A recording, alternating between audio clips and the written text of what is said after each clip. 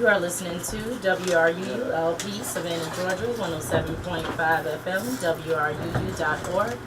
We are Savannah Soundings Community Radio with Global Soul. And tonight, we have a special guest with us.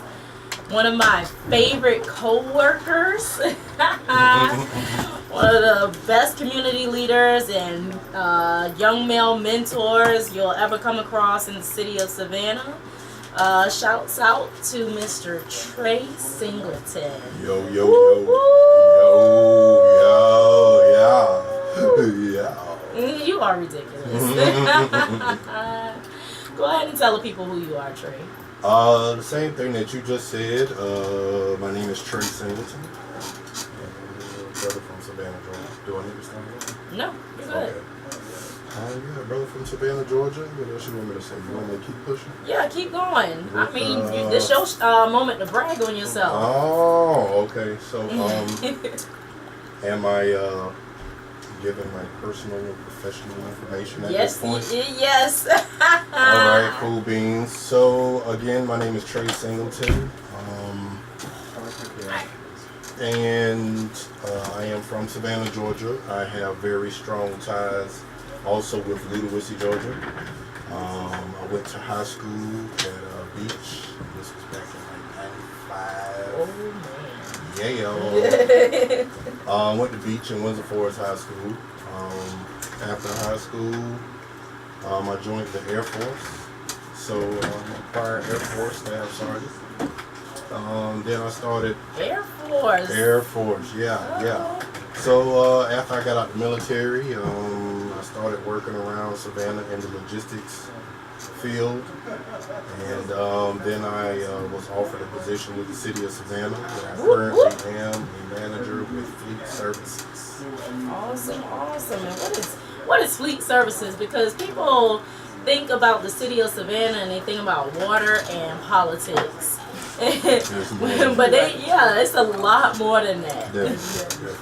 So tell them what Fleet Services is. Fleet Services is the organization within the city of Savannah that takes care of all of our city vehicles. If you see anything with the city of Savannah labeled on it, my job basically is to buy everything for those vehicles.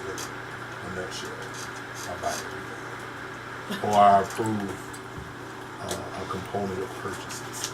There we go. Yeah, so nice do I know how to fix a car? No, don't call me tomorrow and ask me, can I help fix it? I will fix my own car. Come on, Trey, I need to change my tire or something. I put some air in it. I'll just tell you where to go buy another one. So tell me how you got started in community work.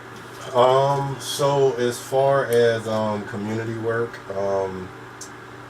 I started probably about 12 years ago. I joined the organization, Prince Hall Freemasons. I joined a lodge called Mount Moriah number 15.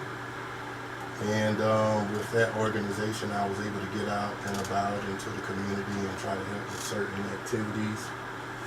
And, just do as much as I possibly could. And during that time, I had the opportunity to start mentoring. But before the Mason thing, I started mentoring with the military. It was a program called Learning for Life, and that was offered through the Boy Scout. So they chose different military members to go into the schools and talk to the kids, teach a certain curriculum. And I enjoyed it, man. So after that ended, like I said, with the Masonic organization, myself and a friend was in charge of a youth group called Knights of Pythagoras, in which we ran for a year and a half. And then we realized how shiftless individuals are as far as trying to make sure our kids are straight, you know what I'm saying? And at that point, I think I figured out that I had a passion and I had a skill with dealing with kids. And after that, I just kept pushing forward with different mentoring programs. But not just the mentoring, whatever my heart drives me to, that's what I was doing. Pay us no mind. Hey, I'm not, but I see you though. I do see what you're doing. Well, what keeps you going? What's your motivation? So let me tell you the truth, right? God. And I don't want that to sound like, a lot of people think God did that. Nah. So I'm a true believer that God is love and God is in you. You know what I'm saying? So in order for me to show the world what God is about, I got to perform. You feel me? So with the love that I have for whatever scenario, it doesn't matter. It's not just mentoring. I got love for a lot of stuff. You feel me? Helping people, period, and being a person of service, and giving my heart to the people and to the city. That's what keeps me going. And likes on Facebook. Well, tell them what to like. Like everything, it's every day is something different. Whatever I need to conquer, I may share, and there's a lot of stuff that I do that I don't share. Everybody don't need to see everything, but if there's something that we can share in the world, let's share. Let's share positivity, most definitely. If you putting something out there into the world, it needs to be positive in order for us to move forward. If you're showing something negative, then that negativity is going to bring something out of the people. And when you do that, people going to look at you sideways. So the question is, how do I want you to look at it?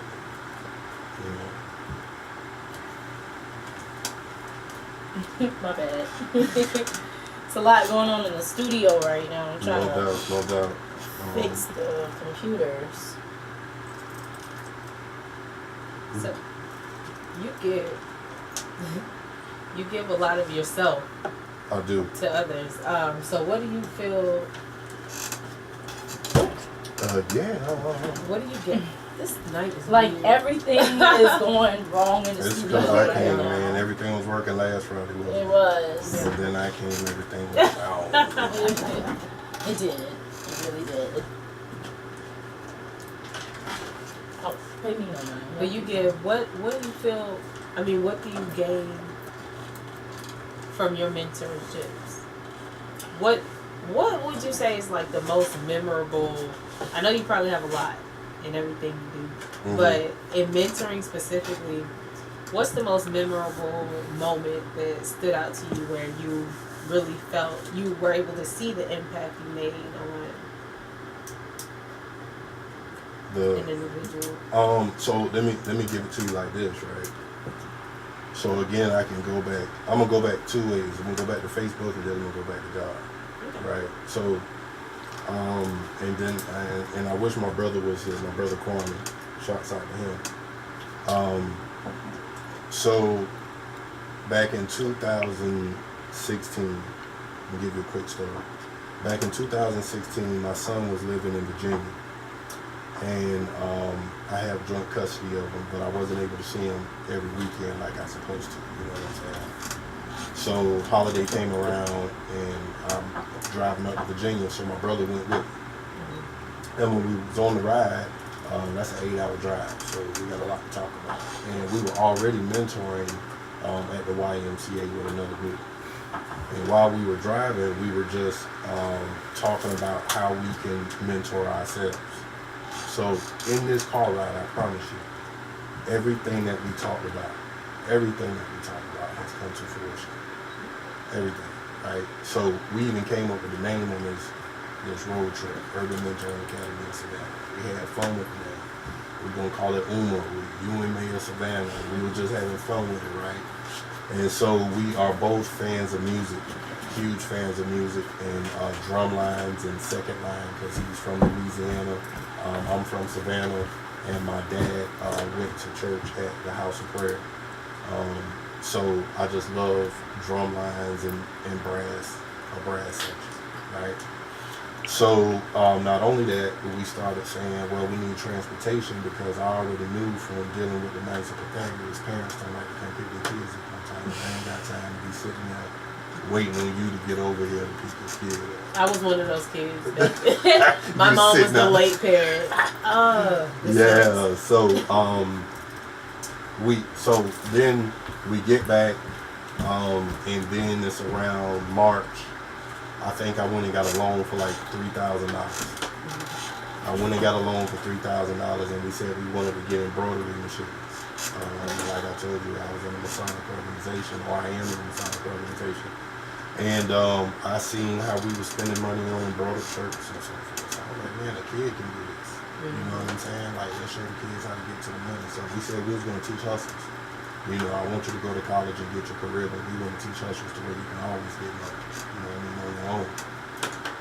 So with that $3,000, I went and bought a $700 embroidery machine, and I found a Dodge Caravan on Tibet and Attica. $2,000, right? So now we got transportation, you know. So we're not really looking at it like the stuff we were saying was coming to fruition. We're just like, damn, we got a van. So now we're able to pick kids up, and to be in that van and to hear a conversation with them, have a conversation with 6 or 7 multiple kids, that's amazing.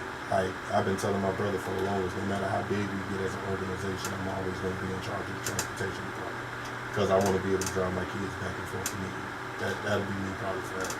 You know? That's just the best mentoring you're going to get, because it's a little bit more, what's what I'm looking for? Personal. Intimate, you know what I'm saying? Personal and intimate. So then we said we wanted to get our drums. Next thing you know, 4 bass drums popped up. And then 4 snare drums popped up. And then a set of cymbals popped up. I said that I wanted to learn how to play the trombone. Next thing you know, 5 trombones popped up. You know what I'm saying? My brother know how to play the trumpet. 3 trumpets popped up, right? And then we thought things were going to get bad because we was kind of kicked out of the facility we was in. But, you know, we doing the right thing, right? So God is love. And God appreciates what you got popping, so He gonna make sure we keep moving forward. So it didn't even take us a whole week from us being kicked out of the one facility and where we was able to move over to Moses Jackson Community Center. So now we got a better facility, pretty much. We just don't have a basketball gym, but right across the street is a basketball gym. So your question was, and I don't want to keep rambling, I'm sorry. No. Your question was, what accomplishments am I proud of? And the biggest thing I can tell you is seeing that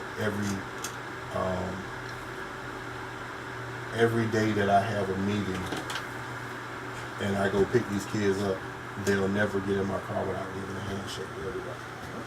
You know what I'm saying? Like, that small thing means so much. And if you try to get out of the vehicle without giving a handshake, them young men gonna give you. They're going to give it to you. Because you know what I'm saying? That's a form of respect, and they learning that. Absolutely. Where did they learn it from? They learned it from me and my papa. You know what I mean? So the accomplishment is knowing that you did something, that you're doing something. And we went from just doing it on a Tuesday to moving it to Tuesday and Thursday to now we Monday, Tuesday, Wednesday, and Thursday mentoring kids, going to pick them up, feeding them, taking them where we need to take them. You know, it's real. It's not something that we can stop. So we said we was going to build our own school, and we actually did it. Yeah.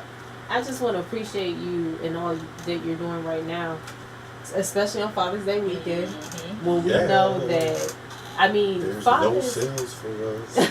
right, fathers already get a bad enough rep. We don't even start seeing advertisements for Father's Day until like the weekend of, you know. Meanwhile, Mother's Day, we start advertising in February. Right. So, you know. Right after Valentine's Day. And then specifically our African American fathers, you know, as, you know, stereotyped as not being there. But we have so many positive black males on this show that go out of their way to try to mold young minds. We had Charlton on the weekend. And, you know, and we just appreciate y'all. Amen. Really, because it means so much. Thank you. I'll take my gifts. You barbecuing, right? Right. Cool. No. Shut up. And then you mentioned Moses Jackson Center. That's the one over there. In West Savannah. That's one of my favorite community centers in Savannah. They and I don't always think we appreciate it enough. I don't think we appreciate it. It is so nice in there. Yes, it is nice, but they always have events for the kids. I mean, every holiday, anything you can think of is always something for the kids there. Mm-hmm. That's why I love it. And they have, you know, they have a lot of good programs going up going on out there. They got a lot going on. Well, I will say this: if there's someone out there who needs, I don't run that facility, but I think I can say comfortably that if you have a program that you're trying to get off the ground, come over there. Like, I'm in there Monday, Tuesday, and Thursday, and me and my kids are the only ones in there, and the staff. But, and I'm not knocking Moses Jackson. I'm not saying anything negative here. But yeah, you will have probably about 3 staff members. But I watch my kids, so they ain't got to watch them. You know what I'm saying? So it's space over there that we can utilize, and you know, people just don't take care of the opportunities. I think if we utilize the facility, then they would implement more staff, like we were discussing earlier with the whole WW Law Center, because I see kids running in and out of there, and Tompkins as well. Kids running in and out of there all day. Man. So it's like, okay, well, let's take advantage of this opportunity now. Let's extend the hours. Now we have more staff on deck. They're working longer hours. That's more money for them. And now we get the kids off the streets. Let's find something to do for them. No doubt.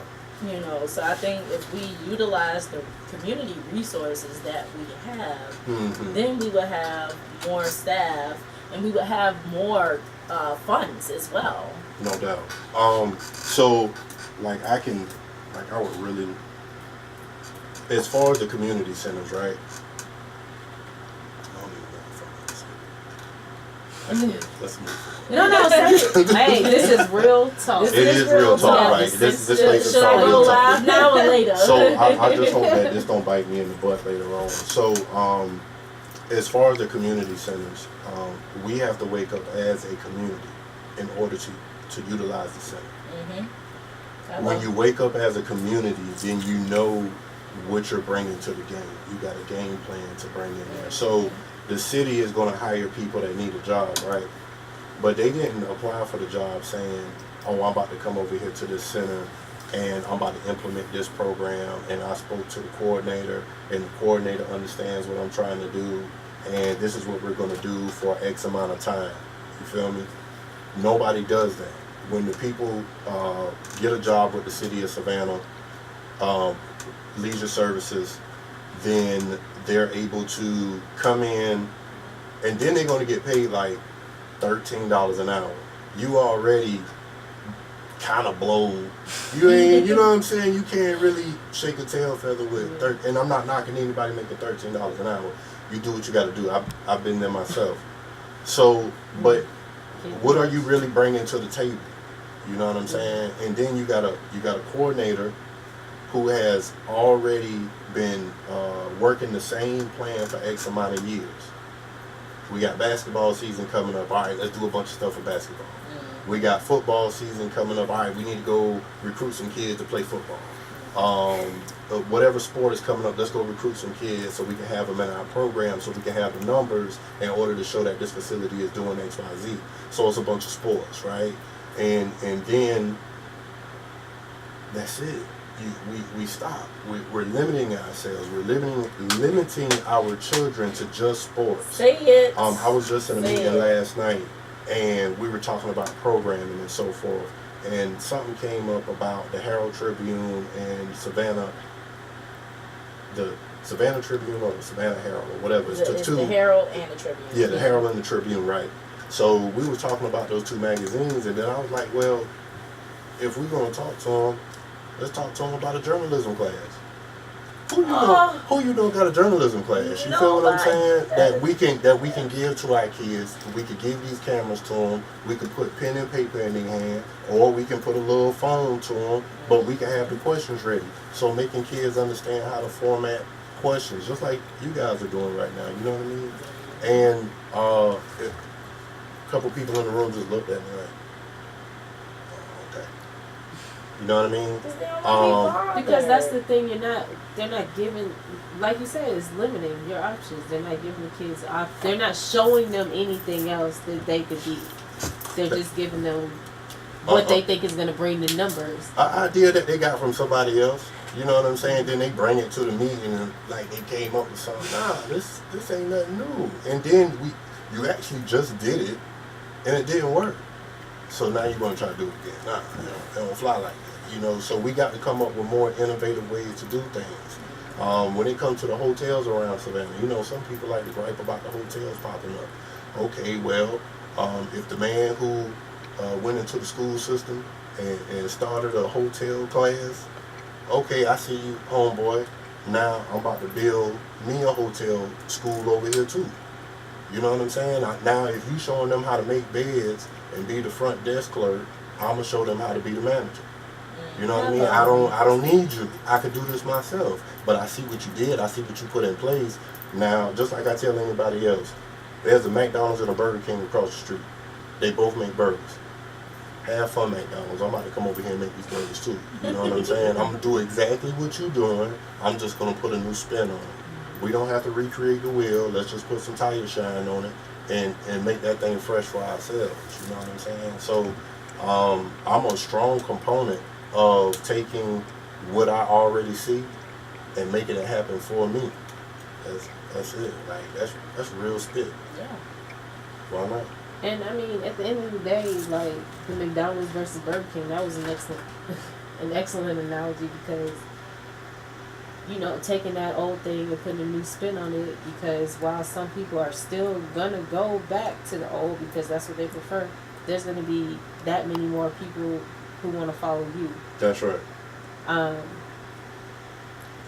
The city. What's up with this $10 million deficit? One. The $10 million surplus. Yeah, they found 10 million.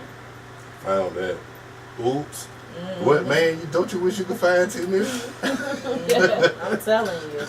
So I just feel like the city, that there's so many opportunities out here for the kids, even as simple as the city pools, and you know that takes a toll on me because my first job was a lifeguard, and back then, you know, we at least had diving boards, you know, and nothing else. The pools are just pools now. They've stripped them of everything. You're not even trying to attract the kids at this point. Yeah. You're trying to cut down the days and up your bonus. That's what we're doing. Right. See, me and Trey, we can't talk about stuff like that. See, I don't work for the city of Savannah. Yeah, you got me in a bind. You got me in a little pickle. Y'all just pass me what y'all want to say, and I'll put it out there. I'll put it in there. Nah, but seriously, it's just not no focus.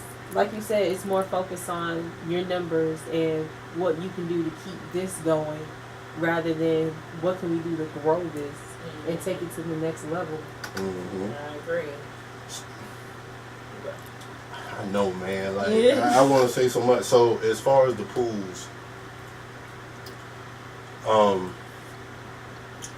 don't know a lot of people who say I want to take my kid in my house, man. And I'm just saying, I personally don't know a lot of people. But that's true. And you know, over a certain time span, our pools were kind of dilapidated.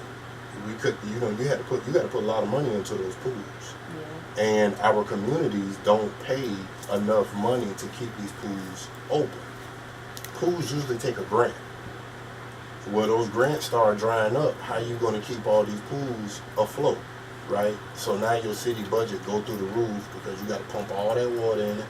You got to make sure it's up to par. Like I'm learning about pools now, actually. You know what I'm saying?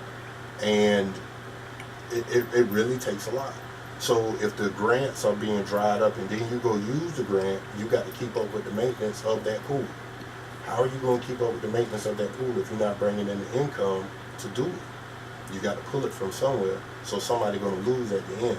So there needs to be a way to figure out how we're going to keep these pools open and XYZ. Now, as far as the diving boards, that's just a liability issue. Because kids goofy as all get out. No, I mean, kids are always going to be goofy. Oh, they super goofy, yeah. Yeah. You got to give them something. You can't it's hard to get young lifeguards because they have to take a drug test, and a lot of our kids are smoking. And that's we were talking about that. What job did you take? Was it Kroger that completely pulled out of drug testing because people couldn't pass it? I know Hyatt doesn't do it.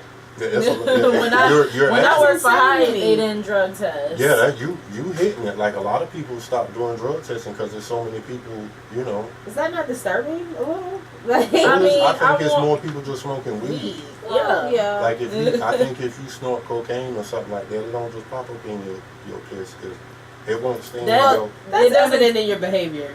It's more evident in your behavior, but it clears out of your system longer. Faster.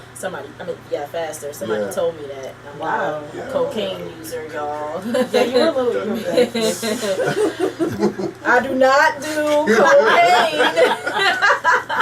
I had to clear that up. Do that, yeah, I'm out. Yeah, it's not my thing. Yeah.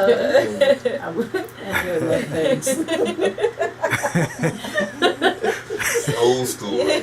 Old school people have that. Oh my God. So you got to clear that up, If you smoking Right. crack and you got a job, then you special. Right. Yeah, so I don't know too many other drugs out there, you know what I'm saying? They gonna show. They gonna definitely show. Even alcohol is on the show. Right. Yeah, you could be a drunk at work here all day long, right? But I'm gonna smell it on you. What cologne is that? Oh, that's Jack. No coke. Right. That's that Jackie D. Well, getting off topic as always, we're at the halfway point, so we are. Dang, that was fast. Always. Well, we gotta pay some bills real quick. So y'all are listening to WRUULP, Savannah, Georgia, 107.5 FM, WRUU.org. We are Savannah Soundings Community Radio with Global Soul. Dorian, we're here with Trey Singleton. He is the founder of Urban Mentoring Academy in Savannah.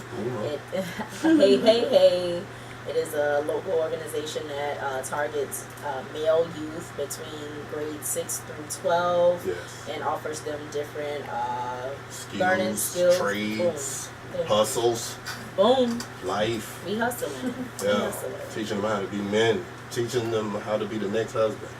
Hey, you know boom. what? Huh? Hey. When you heard somebody say that, I'm trying to treat you men to be the next husband. Talk about that a little bit, though. I can't do it. Yeah, talk about that, though. Let's talk about that. Listen, we getting into the general discussion portion of this segment. No problem. I can do that. Yes. We can do it for too long. So. Right. Talk about how we training these young men to be husbands, because some of these knuckleheads don't even know how to date. But see. So, when I make the comment, training them to be the next husband, I was married once before. Right? It didn't work out. Shout out to my ex. And so it was a few things that I learned through that marriage, you know what I'm saying, after I got out. And I didn't forget it, but some of those things that I learned and I remembered, I said I need to show somebody how to handle that, how to handle these situations in the future, you know what I'm saying. So I got a son, I got a little brother, a younger brother, and these are some of the things that we talk about. So some of these young men don't have a father figure in the household. They may have an uncle or a granddad, and those uncles and granddads may not be married. So how do you teach a young man how to be a husband? You give him skills, you know. You teach him how to be mannerable. You teach him how to be around a young lady. You teach him how to not feel like he need to curse around her. Like, I know young men who get around a young lady and just get cursing off top, and he young. You know what I'm saying? That's just not the way we need to flow. And if you start acting like that, then you're going to be like that. I got to a point in my life to where I would just be cussing up a storm. You know what I'm saying? But I didn't hear her mouth first. Now, if I hear your mouth and you cuss more than me, then we about to be some cussing people in the room. You know what I'm saying? But if a young lady doesn't speak like that, then I'm not going to speak like that around her, because I need to respect this young lady. And I'm from the South, so everything out my mouth is young lady, sweetheart, sugarfoot. You know, I'd rather say a bunch of, nice little nice terms or, sweet terms around Terms of somebody. endearment. Terms of endearments, to around someone in order for them to feel comfortable. So in order for you to want to be around me on a consistent basis, I have to make you be comfortable around me. If I'm just a a-hole and I'm raunchy with my tongue. Look at you. Did I say one of them? Perfect. Yeah. I didn't say it. Okay, You good. did. So, that's pretty much what it is. And at the end of the day, when you're a husband, you need to be able to wield a hammer. You need to learn how to use your tools around the house because things going to break. And my brother, matter of fact, my brother Kwame, when I was married, I never forget, he had to come to my house and help me build a bookshelf. I could have did that bookshelf, you know what I'm saying? But, but at the same time, my wife was able to see somebody else, another man, come over here and handle this responsibility. But me on the inside, you know what I'm saying? I'm like, man, I should have been able to do that for my wife myself. Yeah, I went and got the materials and all that good stuff. And I sat there with my hand on my hip. Man, you doing a good job, man. You over there delegating. Boy, look at you work that song. Boy, you was working that song. But what if my kids saw me working that song? You know what I'm saying? And going from there. So at the time, I didn't have those skills, and that's something Pops didn't give me, my Pops. You know what I'm saying? So, certain things when it comes to a vehicle, you need to know how to handle that for your lady. You need to know how to take care of the bills for your lady. You got to be financially sound. If you plan on getting married, don't just jump into it because you want to jump into it. Say it. You got a young man, like I tell my young men, at the end of the day, you're going to become 22, 23 years old. You're going to so-called fall in love. You might end up having a baby. I hope you don't. Strap up, please, young man. But I don't ever want them to think we need to go get an apartment together. Cut that out, sir. You go get your own spot. You know what I mean? And especially, you go get a spot with her. She kick you out because she mad, and she probably know Jody. You feel me? She probably know Jody, so she comfortable because she knows she got somebody else she can lean on. She kick you out. Where you going? Mama house? Mama already don't like you because you too grown, and she trying to get her thing back. You feel me? Like, this is real. That's real. So go get your own spot, young man. And if something don't happen, you able to go back to your spot, but at the same time, be able to find you some income because you can rent your spot out. Not only that, like, we also want to teach our young folks, don't go get no apartment in the first place. Let's get your credit straight, homie. Let's get your credit straight, and let's go find you a house in the hood. You go find that house in the hood on a clean street, your mortgage may be $350 a month. Thank you. Versus, like, I heard a friend of mine, she was talking to a customer, and they asked her about a 2-bedroom apartment. And she say, oh, that's going to be $950. I say, hamburger. $950 for a 2-bedroom? That's a lot of bread. You know what I'm saying? That's cheaper than some other rates out there. So we got to teach our young folks. Let's go teach them how to fix that house up. Let's go teach them what your credit is about. Shout out to my sister Keisha Oliver Robinson. She's been teaching real estate and credit with our young men. Oh yeah, we do that. We ain't just talking about it. We really do it. So shout out to Miss Keisha. She also just wrote a financial book, Financial Literacy. I think that's what it was called. I love it. But our sister, she wrote a book for our people here in the city so we can get our mind right and our money right. So we want our young folks to learn these things now. Let's teach it to them as much as we possibly can so it'll be on their mind. And when they get up to that age, they'll also have a big brother or a big sister that they can turn back to and say, hey, can you help me with this situation? Because we know mama can't do it. Mama don't know. Mama's still in the projects herself. You know what I'm saying? So we want to show our kids how to grow. That's all. And I just don't think about myself when it comes to that. So I think about that. What happened to mentorship and just that sense of community in our society? Like, the fact that you say that you make sure you have a mentor available when these kids get older so they know what to look forward to and they have, at least, some knowledge about certain things that they get into. It's just like somewhere along the lines, like, that fell off. And so we are in the state that we're in because we didn't take the time to reach back out. Yeah. I always say that when I refer to people moving out to Pooler, I'm just like, you just completely abandoned your community. Yeah. And now you think that it's going to be better for you. Well, guess what? If you haven't noticed, in the city, they are definitely looking at putting all of the projects out in the county. 95 and 204. Yeah, That's they're looking at where you thought you were moving to a better neighborhood. Now they're going to put all that riffraff. River Point Right. 5 or whatever it's going to be called. River Point 5 going to be Right. 95 and 204. They're about to take you from downtown. Yeah. They've been changing the game again. Yeah. Mm-hmm. It started with the cat bus. Mm-hmm. Moving their little main. Yeah. And they're going out further. They're going out further because they, you know, it's a plan already in place. They got a 25-year plan for already. You ain't ready. They unveiled it during the new Congress for Urbanism. Congress for New Urbanism, yes. When they had all of these charrettes and all these different workshops earlier this year and what was that, last month, they were talking about plans for development then, how they wanted to just completely change the west side and the east side, these predominantly black neighborhoods, lower income neighborhoods. Look at that canal district. Yep. They about to get you over there with that canal district now. Yeah. Like I'm blown because like let's look at the simplicity, right? You got Jackson Brothers and you got Shepherd right across the street of where the canal district is going to be built. If we go talk to Mr. Shepherd or we go talk to Mr. Jackson and find out what's the plan, there's no plan, right? So if you put a civic center, you put a market, they're gonna open up the canal, clean it up. They're gonna put a boardwalk over it.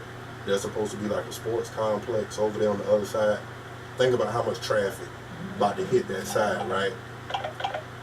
And that traffic is gonna hit that side. Now, if you go to Jackson Brothers or Shepherd's right now, how many cars can fit in that gas station? Not a lot. Like so guess what they're gonna do? They're gonna go up Louisville Road, and then they're gonna make a right on MLK, and Parker's about to boom. There. Mark gonna boom. Yeah. And you serve food and you just gonna power. You know what I'm saying? Come on now, why aren't we already trying to? Where's the neighborhood associations, the coalitions to say, hey, I see your vision, now here's my vision, and this is how we're going to improve. I can go on Gwinnett, and I'm not knocking churches, but I'm about to say something a lot of people ain't going to like. You could go down Gwinnett, go around Carver Village, it's probably about 15 churches in this area. And right across from there is an actual old school supermarket. That's a mega church now. Come on. That's two mega churches in one building. Right next to each other. 3 technically, because you got Temple of Glory right next door. Now that shopping plaza got 2 churches in it. It's 2 of them. I thought it was just one. And then you got Temple of Glory next door, which shouts out to Temple of Glory with your Friday seafood. It's always delicious. I've heard good things about their food. Oh, that's every Friday. We're going to get that seafood. And the reason why I go to Temple of Glory and eat all the time because there's no other black restaurants on that side of town. Cut it out. It's ridiculous. Sure ain't. Cut it out. It's a black neighborhood. It's a black There used to be a black dry cleaners over there.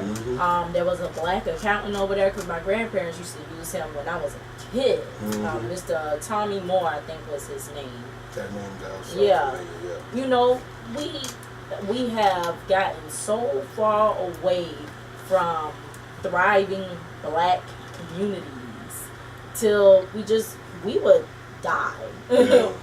Look at our communities; they are dying. Yeah, Carver Village is dying. But we're contributing to their death, so we are. We have no one to blame but ourselves. Ultimately, I get so tired of looking at those boycott this, boycott that.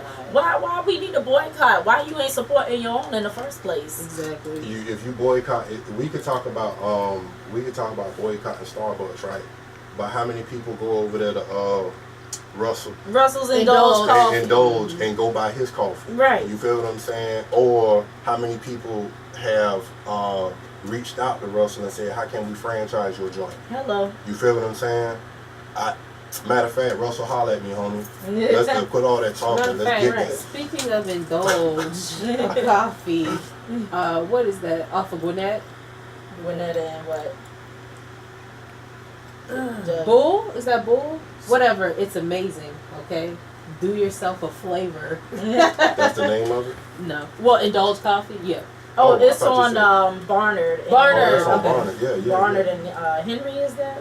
Barnard and Anderson. Which one goes this way? Hmm? That's the I mean, I I see you can't- with the house. It's of Anderson. prayer. I see you Barnard with the and- house of prayer. Oh, That's old school. Everybody, we've been going to the house of prayer for a good little minute. Yeah, I see you, brother. And he's right. They do have active neighborhood associations, but it's like more of the same.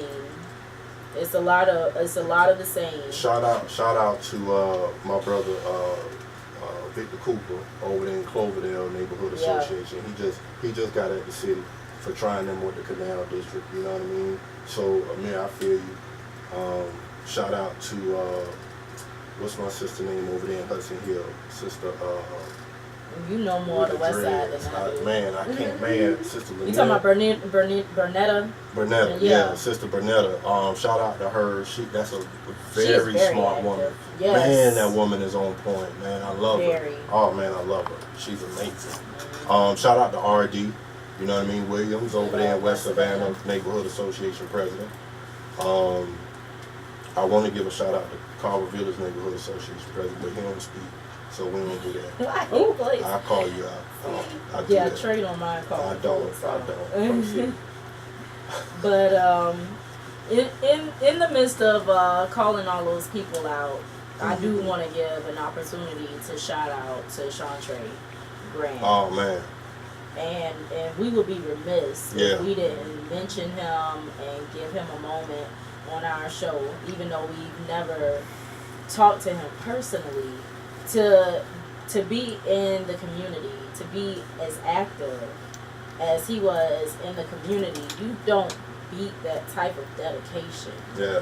You know, he literally gave his life for his cause. That's right. You know, and even today, when all of the community activists, I didn't get a chance to go because I was at work, but all the community activists met where he was killed today at 4 o'clock. I couldn't do it. Yeah. I mean, my God, you know, even in death, your cause still reigns with people. That's you know, right. that's the true definition of a martyr. I think he's gonna ride. He's gonna ride for a long time, and I put this on my post today. That we need to ensure that his name is on the new Grant Center building. I agree. And now that if you don't know, that's his father. That Grant Center is named after, right? And I saw Puff going to the neighborhood association meetings with the city officials and so forth over in West Savannah. And the brother was active. Mm-hmm. And I didn't know Puff was young as he was. I didn't know that either. I saw he was 32 today, right? I was like, only 2 years older? Yeah, like, so, and I'm thinking he my age, you know, Mm-hmm. so, and which is a few years older, but I would hope that West Savannah would stand up and ensure that his name is on the new building once they get that building up and going. So Puff was actually a team member of Urban Mentoring Academy as well. When we first got our drums, I put a message out there, hey, I'm looking for a drum instructor. My brother George Seaborough, he was like, hey, you need to contact Chantre Grant. I was like, oh yeah, is that buddy from the Bullhorn crew? Mm-hmm. And he met me at the YMCA, and I gave him my vision, and he said, I love it, and we just started working together off rip, right? And next thing you know, he was like, come on with me over here to Savannah High when it was homecoming time, and we practiced with the alumni band. We was in the band room, and he was good people, you know what I mean? And for whatever happened last night or this morning, you know, it's tragic. I was just talking to my brother Eddie Gresham, and he said to me, he was like, sometime in life we need to find the roses in no matter what the situation is. Mm-hmm. And he was so beautifully spirited, you know what I mean? Puff was, we got to find the roses in this situation. You know what I'm saying? We lost a soldier, hands down, but we have to find the roses. We have to find the beauty in this. And I was just telling myself, like, I'm not going to be upset about death no more. You know what I mean? Because it's inevitable. We all going to fall. You know what I'm talking about? But are you prepared when you fall? And I think I'm prepared now. I don't want to talk about this about myself. So I just stopped there. But we have to be prepared in life, and I think I'm okay. You know what I mean? I think my name gonna ride just like his name gonna ride. His name gonna ride. You know what I'm saying? And that's a beautiful thing. Even if you didn't like him or you thought he was obnoxious with you know, it is what it is. That's the truth of life. But right now to see our brother going, it's a tragedy.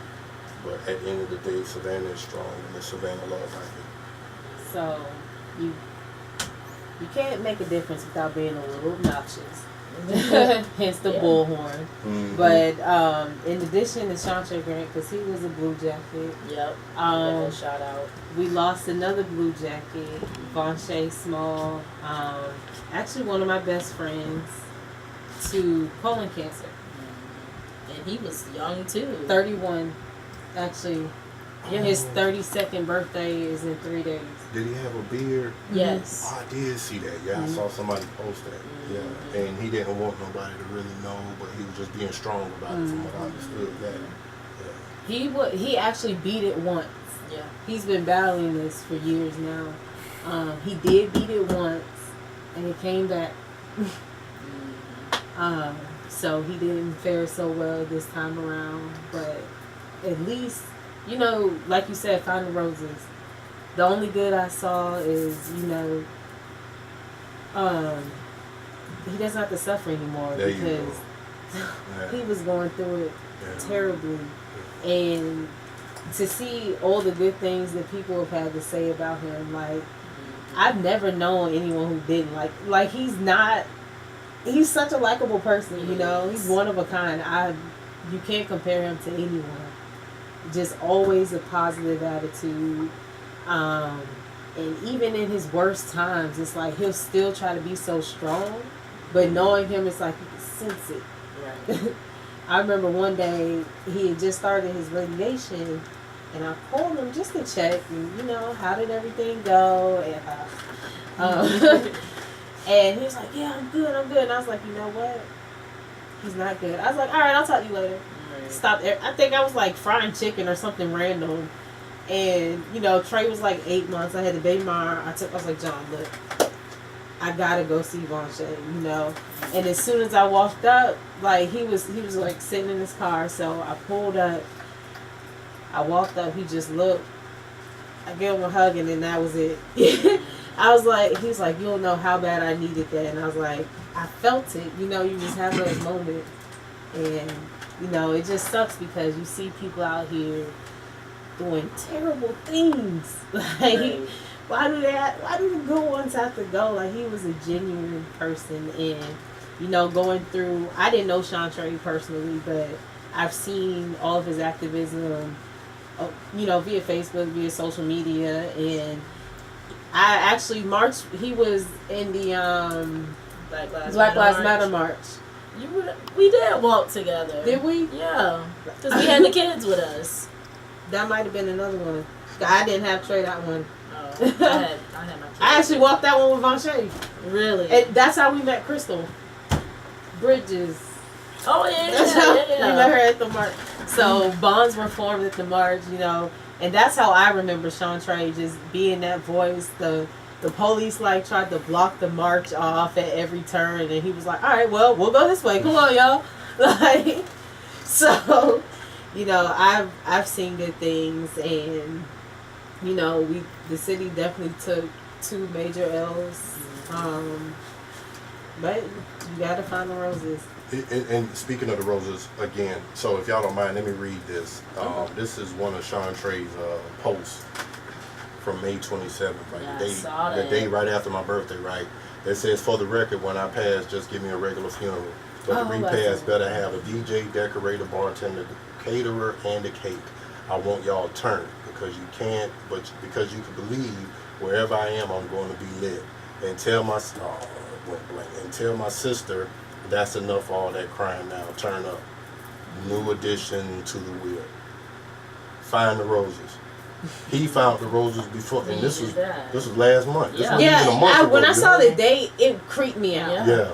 Yeah, so, and again, me and my brother Eddie, we were just talking about how sometimes you have to think about death. And I try not to think about it as much because you don't know when it's coming around the corner. So I just don't, I want to stay around as long as I can. Right. I don't want to Tupac this thing. That's what I do, right. Straight up. Yeah, so Straight up. beautiful words from that brother. And I hope that everything that he asked for is going to be there, and I'm sure it will. And to the family, if it's anything that I can help provide them that. Yeah. I just hope that people come together in this time instead of everyone trying to do their own thing. And also, when you're putting it out there that you're collecting donations for a family or in honor of someone's death, the least you could do is give all of those proceeds directly to their family, not use them to fund your own personal celebrations for those people. Everything should go to that family. Matter of fact, just give me the family info. Exactly. Just give me the family info. I don't want to see you setting up a personal GoFundMe because my trust, oh yeah, my trust in people is so jacked now. Well, due to circumstances, but Juneteenth. Well, we got what? I don't know how Like long we got. 7 minutes. Yeah, so I saw him watching his watch. Right. All right. Yeah, we getting ready to wrap this up though. So we got to touch on the Juneteenth festival going on tomorrow. Y'all's rolling it. Give us some more details because I'm gonna be in the building for that free food like they had last year. I'm sorry, free what? And Black History. Right. Sign me up. So tomorrow we have Juneteenth over at Wells Park, 38th Street Park in Montgomery. We ask that everybody please come out. It's going to be at 11 a.m. until, I'm just saying until, because we want y'all to stay out there and celebrate with each other, be unified. We have some people that will be receiving their proclamations from the state, and if you don't understand what Juneteenth is, I beg of you to please go to YouTube, anything Juneteenth. Please look at 3 of them so you can see what facts are matching. Because there may be some stuff out there that's a little fake. But this is put together by the Sisters of Mary Magdalene. Sister Marilyn Jackson is someone that I've befriended over the past 2 or 3 years. She's a very sweet lady. She's very knowledgeable about the history of Savannah and a lot of history itself. So that team, they worked very hard to get this accomplished. And to tell you the truth, they actually have found some hiccups that the city has been trying to present to them, but they were able to overcome. So I'm thankful for that. But they have a lot of guests that's supposed to be out tomorrow. We just ask that you come out, be cool. Let's keep a beautiful city. Let's keep it strong. Juneteenth is our celebration. If you can get out there for 4th of July, you can get out there for Cinco de Mayo. That was not your Independence Day. Hello. This is your Independence Day. Hello. Let's get it. Let's have a good time. I see there's some parties this weekend, but they're not Juneteenth parties. Please, next year, turn your party into a Juneteenth party. It's okay for us to have a good time and understand what we have in front of us. And if you don't know, it started in 1863 with the Emancipation Proclamation, and it took 2 years for that information to get over there to Texas, where individuals had to be told personally that your slaves are free. And if you think about it, if you're a conspiracy person, 100 years later, guess who started getting killed? JFK, MLK, and Malcolm X. All of that happened between 63 and 68. You know what I mean? And that's 100 years later, and all of those people was about the justice for our people. You know what I'm saying? And JFK was one of those people that folks thought was a friend of black people. You know what I'm saying? So just think about that. 100 years later, all of these people was assassinated. What's his name? Abraham Lincoln was assassinated. Have you seen that Explained documentary on Netflix? They were talking about how right before he was assassinated, he was going to grant the freed slaves their 40 acres and a mule, and he was killed. And then Johnson took his place and said, no, that would really be unfair to white citizens. And so he scrapped the whole idea of the 40 acres and a mule. I did not see that. Yes, you got to watch it. They said, and it's true. If we would have had that land, it would have been way more powerful for us. True enough. Yeah. Yeah. Because God forbid we give people an advantage that we literally took everything from. Because slavery was a choice. But you know what though? At the end of the day, like right now, we're still choosing to be slaves. You feel what I'm saying? We choosing to be mental slaves. I agree. You know what I mean? Like, listen to the stuff we listen to. We choose to listen to that. I agree. You know what I mean? We choose to go to some of these restaurants versus our restaurants. We choose to go spend our money with the Asians for our black hair, then find a way to find our own black hair. You know what I'm saying? We choose to give other ethnicities and whatever nationalities our power. We choose to do that. So you choose to be a slave. Now, what Kanye said, he was talking about something else, but I'm talking about today. Right. We choose to do the things that we do. And when somebody's trying to point you in the right direction, you literally get mad with your black self. You feel what I'm saying? Like, you get mad because somebody's trying to tell you how to get good credit. You get mad because somebody's telling you how to go get a decent car. You get mad. And make excuses. And make excuses. Hamburger, like, what you doing? You know what I mean? So we sometimes we slow about some of the things that we learn, but at the end of the day, you know, it's just easier. We make excuses. We make excuses because I'm not gonna say we because we're not part of that. We are. But you know, people make excuses because it's more comfortable to say, "Oh, I didn't know," rather than now I know I have this knowledge and I know I need to do better. So therefore, I don't have an excuse anymore for why I'm not. You know, right? Yeah. So it's easier to have that crutch. Yeah. Mm-hmm. And we refuse to work with each other, and we backbite. You know what I mean? Yes. And then we got a generational gap. Mm-hmm. You know, you got some people. Think about this. You may have people who've been fighting in the struggle back in the 70s and the 80s. They was fighting in the struggle, right? But they couldn't gain no position because other folks was in position. And now that you finally 60-something years old and you finally get that position, you don't want to let it go. Mm-hmm. Well, guess what? We were those kids that you said was the future. We was those children one time, right? And now that we advance so fast and we advance faster than you, we're in a position of where we can do your job.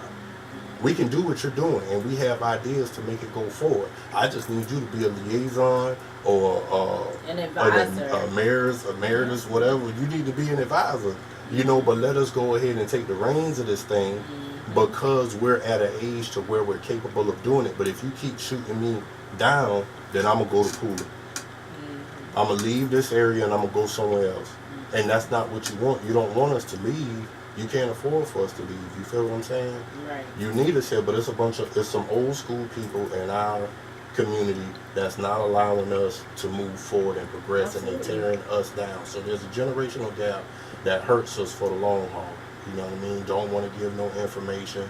Just don't want to teach you the game. So shout out to RD, because he's one of them dudes. He'll show you the game. What's up, RD?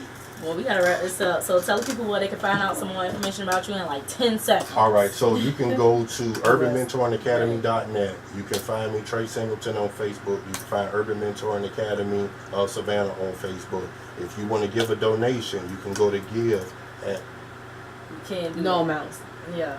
Well, no, he can give donations. Yeah. Okay. Yeah, if you want to give a donation, you could go to Just give at urbanmentoringacademy.net, or you can hit us on the Cash App, $UMA Love. Love it. Thanks for joining us, Trey. Real Talk is out. You are listening to WRUULP, Savannah, Georgia, 107.5 FM. We are Savannah Soundings Community Radio with Global Soul.